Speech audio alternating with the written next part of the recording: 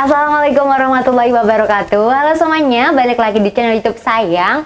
Nah, di video kali ini bakal beda dari video-video yang lain karena di sini aku mau cerita tentang ini masalah pribadi sih sebelumnya. Cuman aku pengen sharing aja nih. Di sini aku mau cerita. Sekarang aku udah sama seperti Salma, ditinggalkan oleh sosok seorang ayah. Kalau Salma itu ditinggalkan waktu kelas 1 SMP, jadi sudah 5 tahun mungkin ya, kurang lebih. Kalau aku baru tanggal 6 Februari nanti, baru 100 harinya ayahku meninggal. Jadi masih kecil Salma, ditinggal papahnya umur segitu. Kalau aku udah semester 5 kemarin ditinggal sama ayah. Jadi di sini aku mau cerita kenapa, karena buat teman-teman semuanya yang masih punya orang tua lengkap, kalian tuh harus bersyukur dan harus bisa menyayangi orang tua kalian dengan sepenuh hati. Jangan sampai setelah orang tua kalian gak ada, kalian baru sadar nih, oh iya aku tuh belum gini-gini, aku dulu gini-gini, kayak gitu.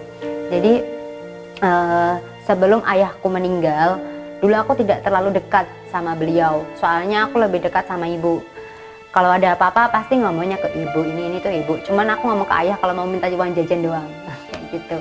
Jadi kalau masalah itu kan pastinya sama ayah beda.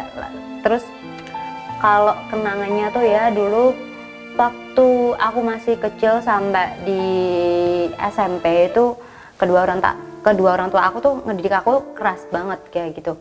Nah semenjak aku SMA nih kan, dulunya aku gak bisa apa-apain, semuanya nggak boleh waktu aku SMA.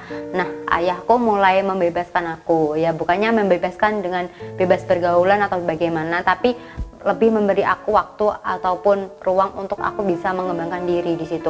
Walaupun kadang ibu itu masih suka rewel gini-gini, tapi ayah itu pasti ngedukung aku kayak gitu.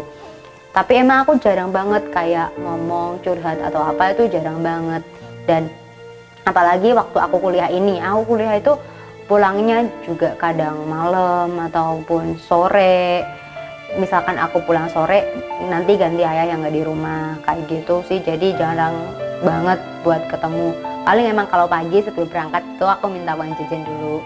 Terus kadang tuh pernah juga sempat misalkan lagi di depan TV kayak gitu, lagi tiduran, tiba-tiba ayah di sebelah, tiba-tiba meluk kayak gitu tuh. Kalau udah nggak ada gini tuh rasanya kangen banget, karena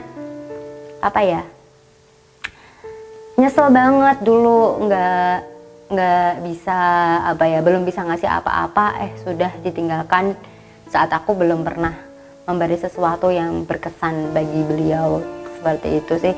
Terus di akhir hayatnya kemarin itu tuh ayahku meninggal pada bulan Oktober, di akhir Oktober. Jadi dirawat selama 1 minggu di rumah sakit. Tapi sebisa mungkin jangan sampai nangis di hadapan ayah, karena bagaimanapun dia harus semangat, harus menegarkan dia. Karena si ibu bilang jangan sampai nangis di depan ayah, jangan sampai nangis kayak gitu. Terus bikin ayah semangat. Terus ayah tuh diapa-apain sama dokter, sama suster, aja yang penting sembuh. Anak-anakku masih kecil-kecil gini-gini kayak gitu. Jadi masih mikirin kita keluarganya. Dan sekarang selama kurang lebih 3 bulan ini nggak ada ya, rasanya emang beda banget, beda sekali. Yang biasanya ada apa-apa itu ada penjaganya, sekarang nggak ada. Kalau aku belum pulang biasanya tuh duduk di kursi ruang tamu gitu sambil tiduran, sambil main HP nungguin aku pulang. Kalau aku belum pulang ya nggak beranjak dari situ. Sekarang udah nggak ada yang di situ lagi. Dan kalau dulu mau ini mau itu tinggal minta. Sekarang udah ibu, karena ibu nggak kerja, jadi masa aku minta sama ibu kan kayak gimana gitu. Jadi sekarang aku ya sebisa mungkin untuk jadi pribadi yang lebih kuat, mandiri, dan bisa menjadi kakak yang baik buat adik aku dan penguat bagi keluarga aku. Karena seorang ibu pasti juga rapuh nih. Ibu sampai sekarang juga masih sering nangis gitu. Dan sekarang rumahnya ayah itu udah nggak di rumah aku lagi, tapi sekarang sudah jadi tetangga aku, karena makam sama rumah itu tinggal nyebrang jalan itu udah sampai kayak gitu sih. Dan emang nggak ada yang nyangka sama sekali dari keluarga siapapun kalau ayah bakal meninggal secepat itu. Dan dulu beliau pengen IP aku tuh dapat sempurna. Sekarang di semester ini IP ku udah 4, tapi ayah udah nggak lihat, udah nggak tahu kayak gitu. Ya semoga aja di sini aku mendoakan beliau juga mendoakan aku, semoga kita semua yang di sini kuat dan semoga ayah yang di sana bisa dilapangkan kuburnya. Dan buat teman-teman semuanya yang keluarganya masih utuh, yang orang tuanya masih utuh, sayangi mereka dan jangan buat jengkel, karena aku sendiri juga belum tahu ya aku tuh udah membuat sesuatu yang mengesankan buat mereka atau belum. Dan apa namanya, di saat itu tuh adik aku ulang tahun di tanggal 10 Oktober 20 Oktober itu adikku ulang tahun di hari Minggu. Nah di hari Rabunya di tanggal 23 berarti ayahku masuk rumah sakit, dan di hari Rabu depannya ayah udah nggak ada. Nah waktu adik ulang tahun itu hari Minggu, aku inget ayah juga masih sehat-sehat aja, soalnya kami masih merayakan bareng-bareng kayak gitu. Terus ya di waktu September aku juga ulang tahun, itu tuh pokoknya gimana ya, sosok ayah tuh udah nggak kayak yang biasanya, udah beda, kayak pendiam gitu, kayak makan juga kurang bukannya kurang banyak ya, kurang kayak nafsu gitu kan. Cuman mungkin udah ada tanda-tandanya, cuman ya begitulah. Ya seperti itulah cerita dari aku. Pokoknya aku mengingatkan kalian semua, jangan sakiti orang tua kalian, karena nanti kalian bakal menyesal kalau mereka udah nggak ada.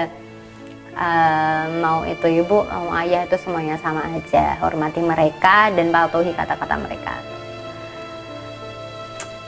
Ya itu sih cerita dari aku.